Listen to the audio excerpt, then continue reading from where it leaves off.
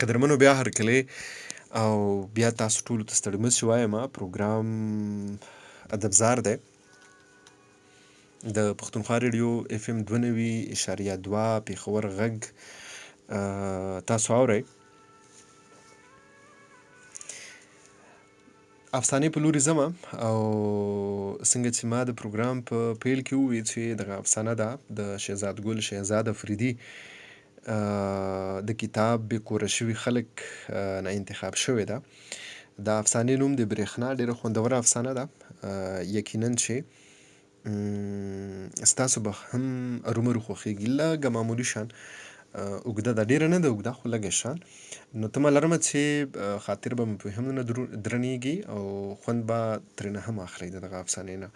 نو په دې هیله او په دې امید در سره دغه افسانه شریکوم د شهزاد ګل شهزاد صاحب برېښنا چې ستاسو خوښه شي، ستاسو پام او ستاسو توجه ورته غواړم. سلیمه خپې مې خوږیږي، تکړه شه زما د غوا او ګډو خیال ساته او د خپلو ډنګرو هم خیال ساته. بې غمه وه برېښنا ته په ورو ورو راځه، زه ورپسې یم زما لینده دې نه ده لیدلې چې یو ګوزار وکړم ټول ډنګر راستانه شي. یاره سلیمه خبرې لنډې کا، چا به پسې منډې کا ډنګر درنه لاړل. دا خبرې سره سلیم او برېښنا کولې. د غره په ډډه کې د دواړو کورونه وو. هسې خو سره د ماشومتوب نه لوبېدل، پټ پټوڼي او پیتوګانې به یې کولې. ولې اوس هم عمرونه دومره نه وو، بیا هم لږ لوی شوي وو، ځکه ورته د کور مشرانو ډنګر سرول ور په غاړه کړل. دواړه ډېر غریبانان وو. برېښنا چې پیدا شوه کال پس ترېنه مور خدای واخیسته. پلار یې بل واده وکړو، میرې مورې لومړی زوی او ورپسې نور بچي وزېږول. هغه په خپلو بچو مړه وه، نو د دې به یې ډېره پروا نه ساتله، بلکې اکثر به یې زیروله. غوا او ګړې به یې هم په دې وړې برېښنا سرولې. زړې جامې به یې اغوستې وې، شلېدلې پیوندي څادر به یې په سر کړی و. تل به خپې ابله خپې ګرځېده. د څپلو په ارمان وه، اکثر به د غریبې خپې خوږ خوږ وې. سلیم هم مالدار هلک نه و، تل به یې زړه ټوپۍ په سر وه، ترخ به یې شلېدلی و، زړې څپلۍ به یې په خپو وې. د سلیم پلار اکبرخان نومېدو، غریبې په میراث کې رسېدلې وه. اکبرخان به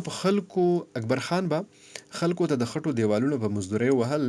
هغه هم هله چې کله به کار و، اکثر به بېکاره و، ځکه خو یې په سلیم سبق هم نه شو ویلی. د برېښنا د پلار په بازار کې ورکوټې غوندې کیبن و. په هغه کې به یې د خوراک څښاک څیزونه خرڅول. څه ناڅه ګوزاره پرې کېده، ولې بیا یې هم د برېښنا د سبق یا لباس هېڅ خیال نه ساتلو. موږ پښتانه خو هسې هم د خور لور څه خاص خیال نه ساتو چې پرې د پاسه د برېښنا غوندې بې موره جینۍ بس غواګانې او ګډې ورباندې سرولې.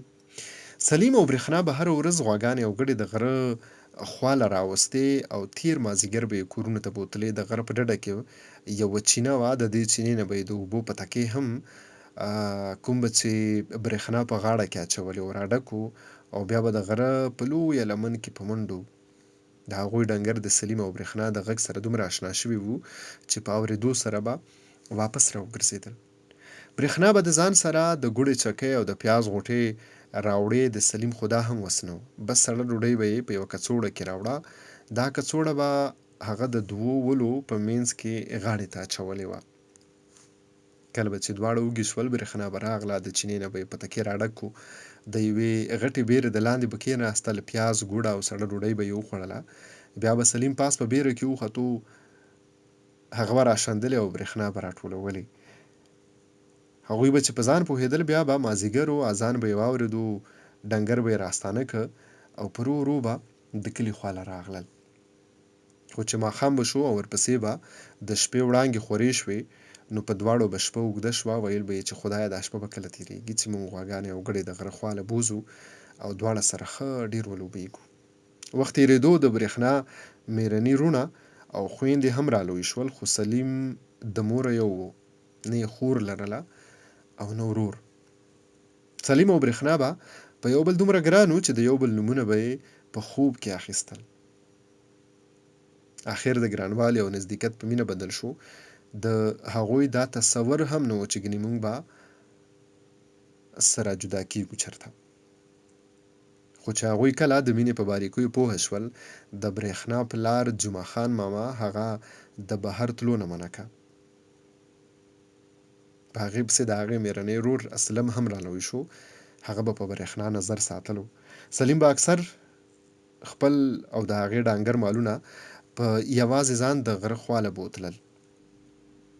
خو هغه له دې یوازېوالي چېرته خوند ورکولو. یو ځل برېښنا هم په خپلو ډنګرو پسې راغله، ځکه چې د هغې مېرنی ورور په کور نه و، مور چېرته ماماګانو کره بوتلی و. برېښنا ډېره لیواله وه چې چېرته سلیم سره یو څو خبرې وکړي. سلیم د هغې لیدو ته بېقراره و. ګډې او غواګانې یې د بیرې خواله راوستې. دواړه سره کېناستل، یو ساعت غلي ناست وو. د دواړو ترمنځ 6 میاشتې جدایي تېره شوې وه. په دې نه پوهېدل چې خبره د کوم ځای نه شروع کړي. اخر د ډېرې خاموشۍ نه پس برېښنا خاموشي ماته کړه. سلیمه. او سلیم په ځواب کې هو برېښنا خبره مخ پر وړاندې روانه کړه. سلیمه، ما او تا سره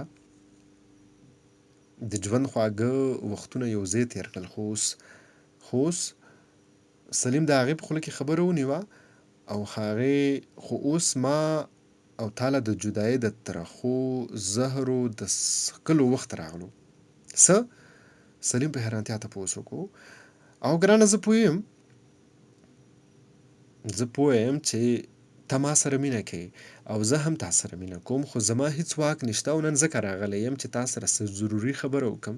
بیا به درنه ځم. ته به زما غوا او ګډې راپسې راولې، هسې نه چې اسلم ورور مې راشي. هو ګرانې زه پوه یم. وایه، زه ستا خبرې اورم. سلیمه ګوره چې یوازې مې پرېنږدې. زه به ستا دپاره تر هر امتحان تېرېږم. ګوره مینه په ډېرو خوارو موندی شي او ډېر زغم غواړي. زه به تر مرګه ستا انتظار کوم. برېښنا جانې، زه هم ستا نه بغیر ژوند تېرول نه غواړم. زه در سره دا لوز کوم چې ډېرې پیسې به ګټم او تا به د ځان کوم. د سلیم د دې خبرې سره دواړه ودرېدل او د یو بل لاسونه یې ونیول. د یو بل لاسونه یې ښکل کړل، یو بل له یې کتل. د دواړو په سترګو کې اوښکې را پیدا شوې او بیا یې په رخسارونو رابهېدې. داسې ښکارېدل لکه چې نن د هغوی د دیدن وروستنۍ ورځ وي. برېښنا ترېنه غمجن زړه او په اوښکو لوند ګرېوان روانه شوه. د سلیم ورپسې هم اوښکې تویېدې. تر هغې یې ورته کتل تر څو چې د سترګو پناه شوې نه وه. د سلیم پلار اکبرخان په دې خبره پوه شو چې اوس زما زوی لوی سړی شو، په ګټه وټه پوهه دی. خو هغه دا هم نه غوښتل چې هغه د زما غوندې د خټو دیوالونه وهي. ځکه یې ګډې او نور ډنګر خرڅ کړل او څه نورې د خوارو مزدوره پیسې راجمع کړې. سلیم یې عربستان ته واستولو. د تلو نه وړاندې برېښنا یو ځل بیا په څه چل سلیم سره ملاقات وکړو. سلیم ته یې ویل: سلیمه ګوره چې هېره مې نه کړې. په دې ټوله دنیا کې زما نور هیڅوک نشته او نه مې نور څوک په کار دي، خو چې ته او برېښنا.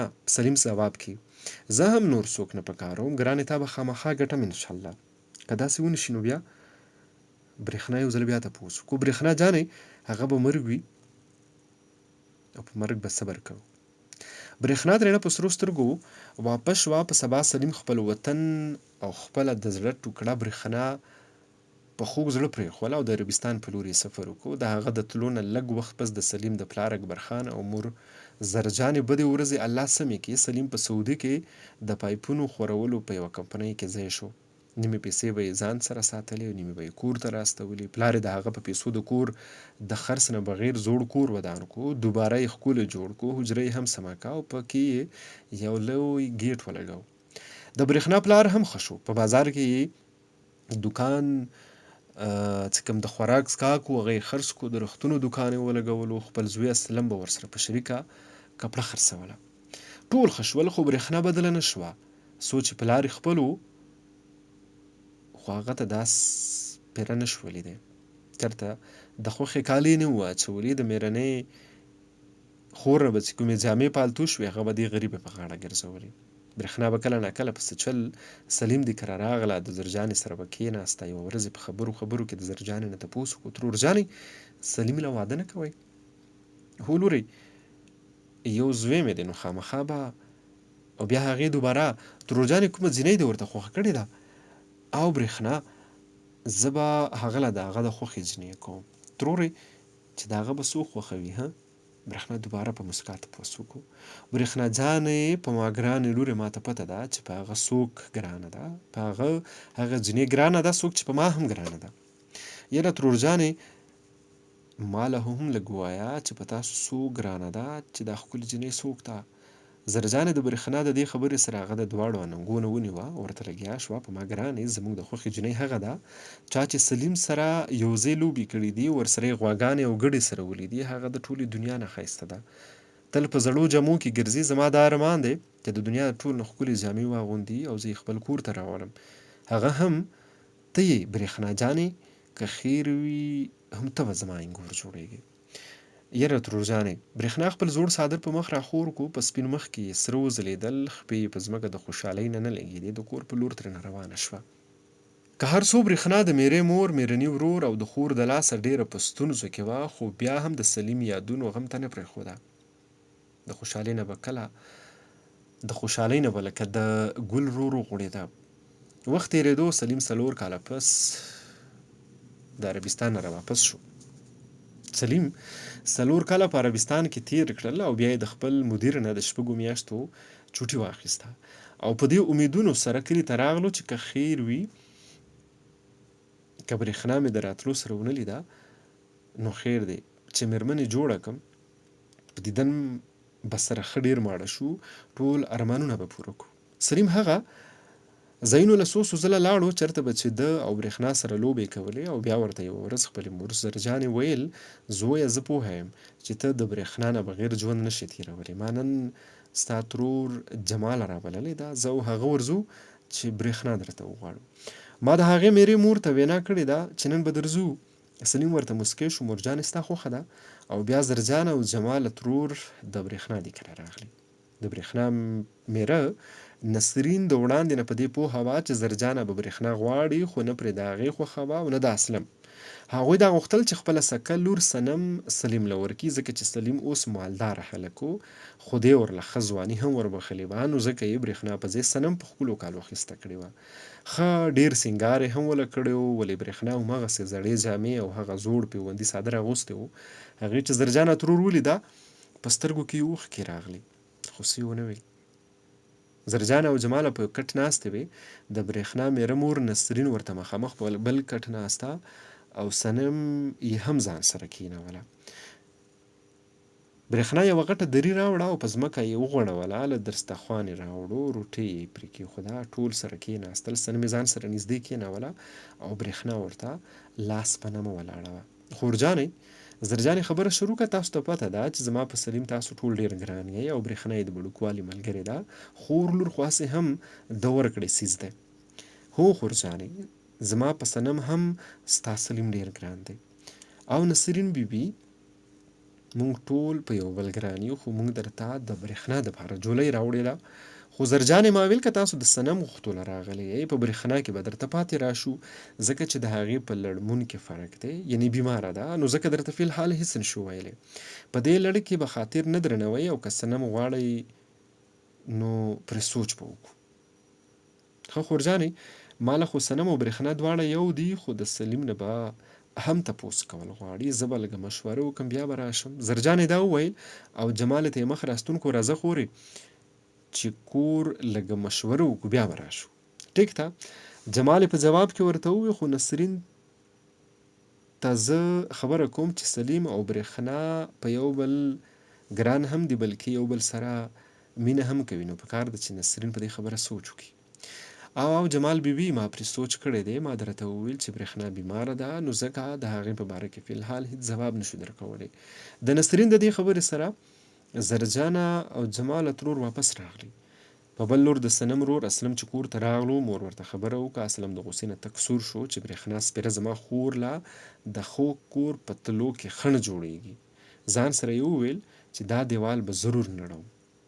سلیم چې د مور خبرې واورېدې نو ډېر فکرمند شو، ورته یې وویل مورې که غواړې نو ماله به برېښنا غواړې، ګنې نو نوره خواري چې ونه کوې. په دویمه ورځ د ورځې 10 بجې د برېښنا او خپل کور تر منځه ډاګ ته وتي وو. خلک په کارونو پسې وتي وو، نو ځکه خاموشي وه. هغه ورو ورو قدمونه اخیستل چې د برېښنا په کور کې ډزې وشوې او بیا چغې جوړې شوې. سلیم رامنډه کا چې وګوري چې څه چلو شو. سیده د برېښنا دې کره دننه راغلو، برېښنا په وینو سره په ځمکه لوغړېده. هغې خپله مړه مور یادوله، خو چې سلیم ولیدو په نختو شونډو یې ورته وویل سلیمه په مرګ یې درنه جدا کړم، خو ګوره زه به دې هلته هم انتظار کوم. برېښنا دا وویل او د ډېرو فریادونو نه پسې ساه ورکړه. د اسلم مور نسرین وویل چې برېښنا د اسلم نه په غلطۍ کې په ګولۍ ولګېده.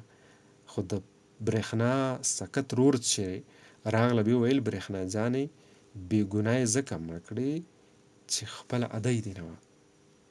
برېښنا یې د کلي په لویه هدیره کې ښخه کړه. څو ورځې پس سخت زول او سیلی وه، نری باران هم و. سلیم د برېښنا قبر له راغلو.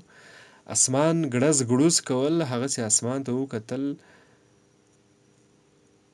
په پړک کې د سپینې برېښنا یوه کرښه ولیده. ځان سره یې وویل برېښنا زه تا ته چېرته رسېدی شم، ته خو په اسمان کې یې. د سلیم د دې خبرې سره یو ګړز شو او بیا هغه د برېښنا په قبر پړ مخې نسکور پرېوت.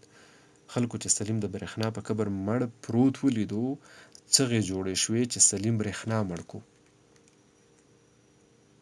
خو کومې برېښنا؟ د اسمان که ځمکې؟ چا به اسمان ته کتل او چا به ځمکې ته کتل.